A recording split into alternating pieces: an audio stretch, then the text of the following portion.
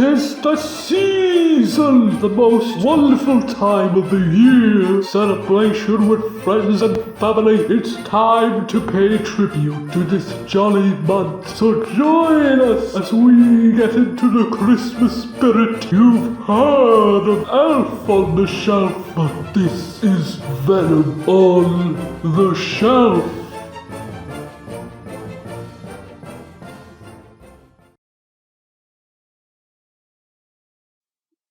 Beauty and the Beast! Of course I'm going to be somewhat biased. Beauty and the Beast 1991 is my favourite animated Disney film of all time. It's wonderful. Gorgeous animation, great voice acting, memorable songs, and one of the best villains in history. It's a tremendous animated adventure. So of course they had to do a sequel. Kind of. Oh dear. This became a trend for Disney. Aladdin was a big hit, so they decided to produce a direct-to-video sequel, The Return of Jafar, in 1994, which was slammed by fans and critics alike, except Siskel and Ebert because they were morons. Sometimes. I'm sorry. But not only did Return of Jafar kick off the Aladdin TV series, but it also led to Disney producing many more direct-to-video sequels over the years. Which brings us to today's feature, Beauty and the Beast, the Enchanted Christmas. Now if you're wondering, how the hell can they make a sequel to Beauty and the Beast when they all clearly turn human again at the end of the first film? Well, don't you worry, they've got it covered. It might be fun. The movie is somewhat of a prequel. Remember that sequence in the original film where Belle and the Beast start to bond and throw snowballs at each other? Well, obviously it had snow, so that means that tiny section took place at Christmas.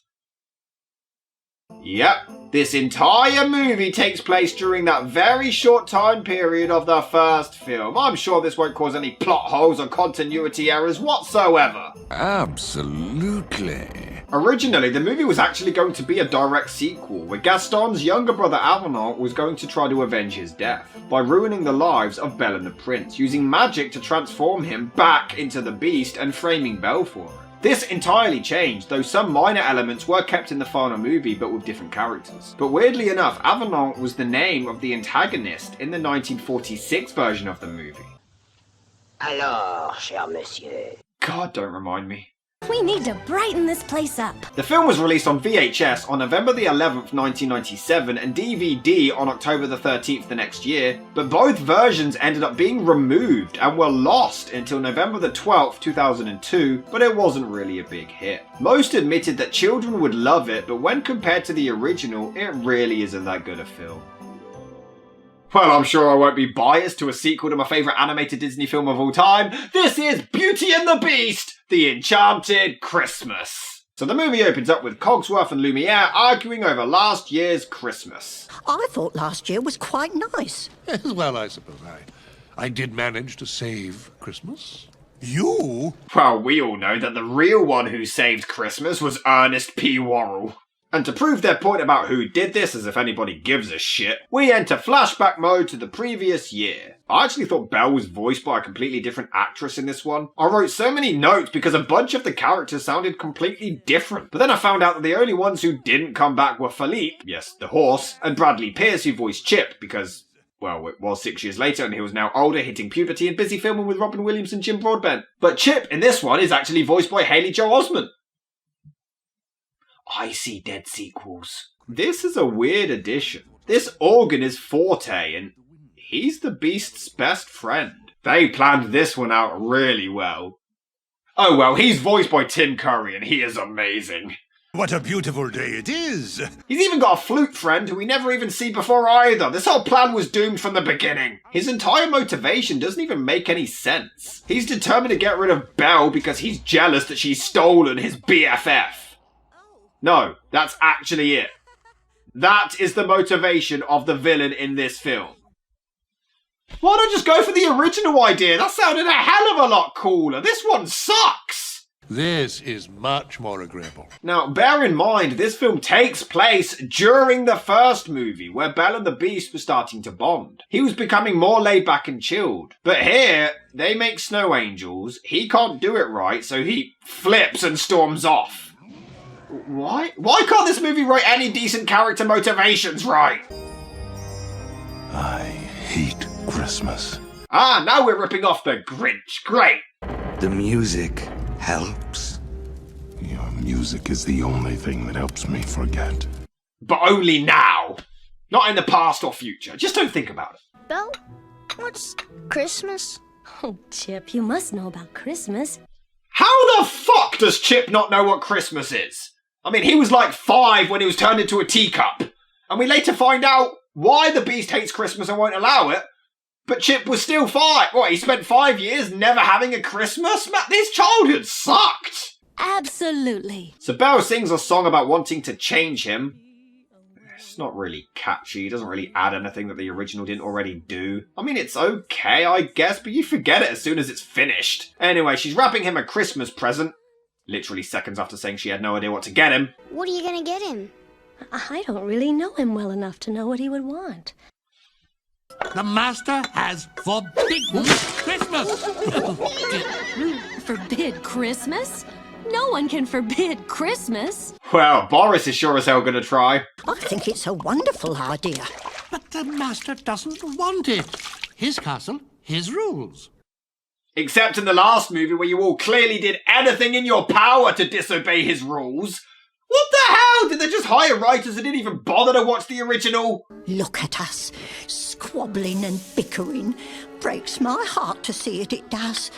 And we used to be at our very best at Christmas. Why, we used to prepare a feast for the entire castle. Aren't they kind of on a time limit for this curse to be broken? Isn't that a bit more important than Christmas dinner? Oh, Lumiere, finally.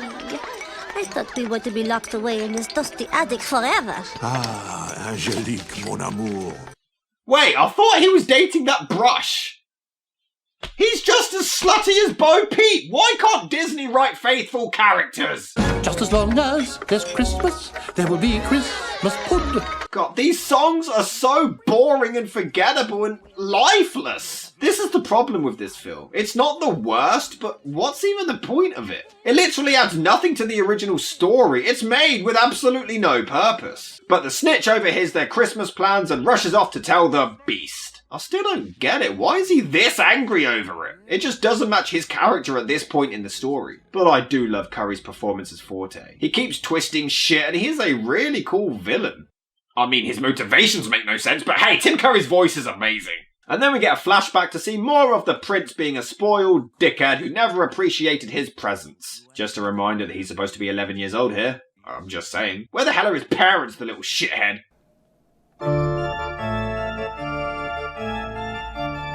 What is that? So even as a human, he hated Forte's music. When the hell were they supposed to be best friends again? And it turns out that the curse began on Christmas. Of course it did. They just forgot to mention that tiny little detail in the last film. But in this movie, he refuses shelter and gets turned into the Beast immediately.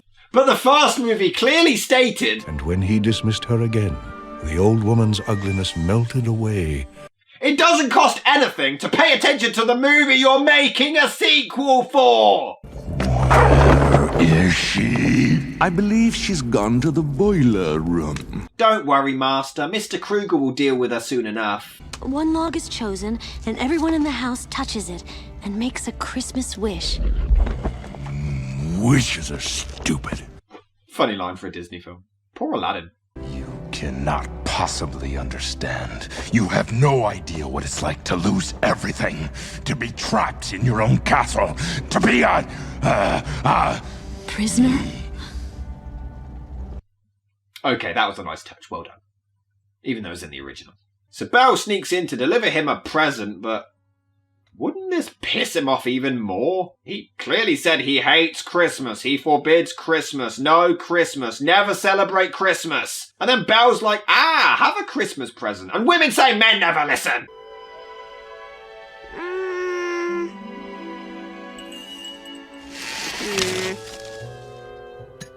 Nah, too skinny. I feel personally attacked. Oh, it's for you, Master. It's from a girl. Mrs. Potts? Okay, that was funny. But because none of these characters' motivations make any goddamn sense, he isn't angry at the present, but Lumiere refuses to let him open it. And that's it. Now he wants to get her a present, and the idea of Christmas suddenly doesn't seem half bad. Are you kidding me? I want you to compose a song. It's a present for Belle. What? Belle. And make it happy. Oh, but happiness is so depressing. You know, I can really relate to Forte. I need you to pace when I think. The girl is evil. You know, despite this movie sucking, it does have some very funny lines in there. Why do you raise my hopes? So Forte convinces them to go into the dark forest to get a Christmas tree, and they agree to go because they're dumb. Like, stupid dumb. Great big dumb. It looks dangerous. Mademoiselle, you are in more danger in this very room, I assure you. God, Tim Curry is so creepy in this. He even sends his friend to follow them to ensure that they don't come back. Wait, why the hell does he even want the curse to be broken to begin with? I mean, the original story made sense. The dude would be avenging his brother's death and wants to ruin their lives. But here, okay, I guess as a human the prince hated his music, but becoming human again, the beast has changed since. And he's become more humane, so he'd appreciate it more. But he wants to remain as an organ? What? This makes no sense! But I must admit, Tim Curry singing as unenthusiastically as humanly possible is really funny.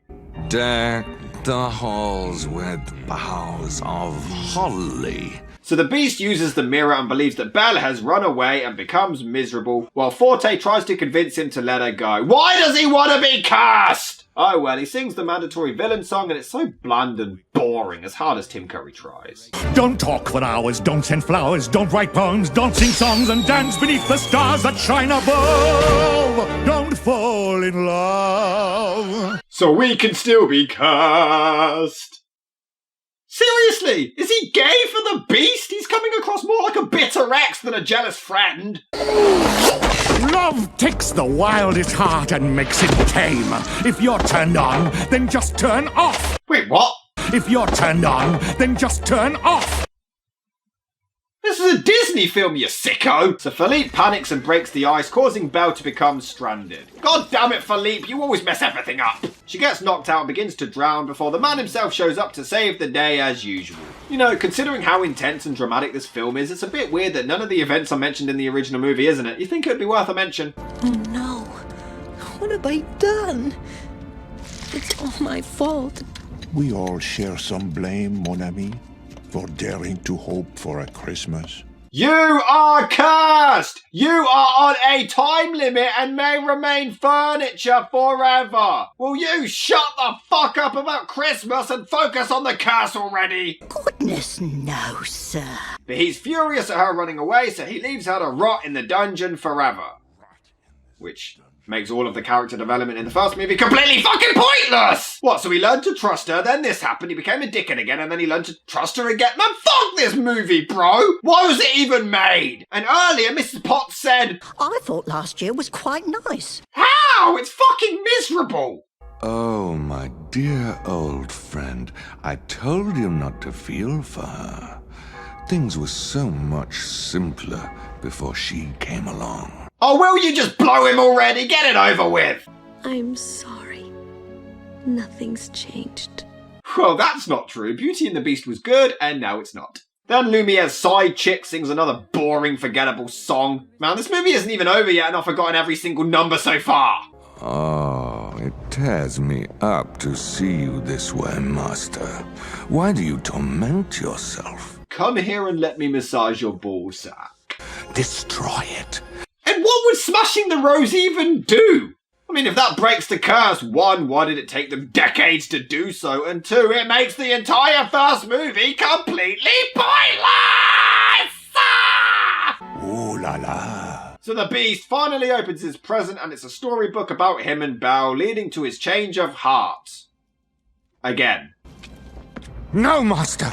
Come back! I give better head than her! So Cogsworth and Lumiere fight and sing over Christmas. It's a completely pointless song, only put in to kill time. I'll just reconcile and get to the ending already! Can you forgive me?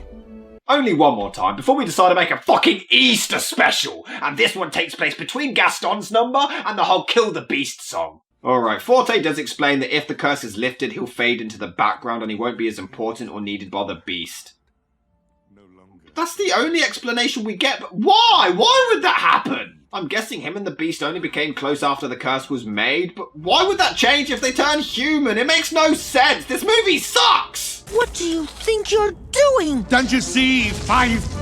They can't fall in love if they're dead! Well, Spike and Angel disagree with you there. And then Forte causes the apocalypse! Jesus Christ! He literally uses musical notes to fight against the beast. This is ridiculous, and it's a real shame because Tim Curry really kills the performance.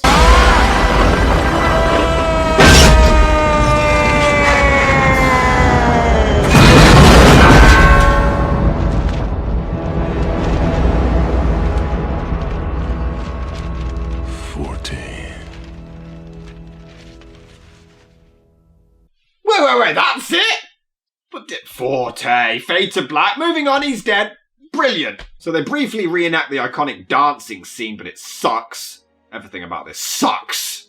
And what a wonderful Christmas it was. Was it though?